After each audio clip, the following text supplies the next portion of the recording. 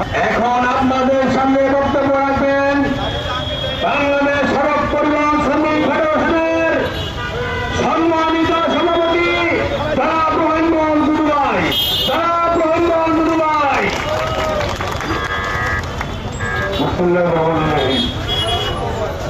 আজকের এই বছর বাংলাদেশ সড়ক পরিবহন শ্রমিক সম্মানিত সাধারণ সম্পাদক আমাদের সকলের প্রিয় নেতা হুমায়ুন কবির খান, এখানে উপস্থিত মালিক সমিতির সভাপতি সাধারণ সহ কার্যকরী কমিটির অন্যান্য নেতৃবৃন্দ, আমাদের মহাকালী শ্রমিক ইউনিয়নের কার্যকরী কমিটির নেতৃবৃন্দ, আমরা ফুলবাড়িয়াতেও একটি প্রতিবাদ সভা করে আসছি।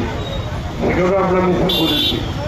মালিক থেকে যে ন্যাক্কারজনক ঘটনা ঘটাইল, তারা ভারতে পালিয়ে গিয়ে আবার 13-14 জনের মতো গাড়ি পোড়ানো, মানুষ মারা এগুলো শুরু করে দিচ্ছে।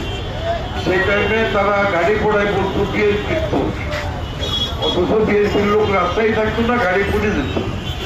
এই অবস্থায় তারা সর্বপ্রথম এই দেশে আগুনের উৎপাদন করে ওদের ইন্টারকন্টিনেন্টাল সামনে থেকে গান পাউডার দিয়ে তারা যাত্রীদেরকে মেরে ফেলছিল।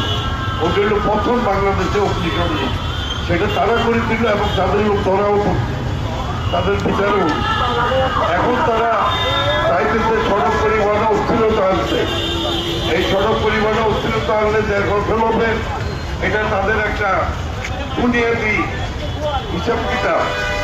আমি যেটা বলতে চাই, আমরা বাংলাদেশে 70 লক্ষ শ্রমিক, আমরা মালিকদের গাড়ি চালাই, বাংলাদেশের মানুষকে এক প্রান্ত থেকে আরেক প্রান্তে নিই।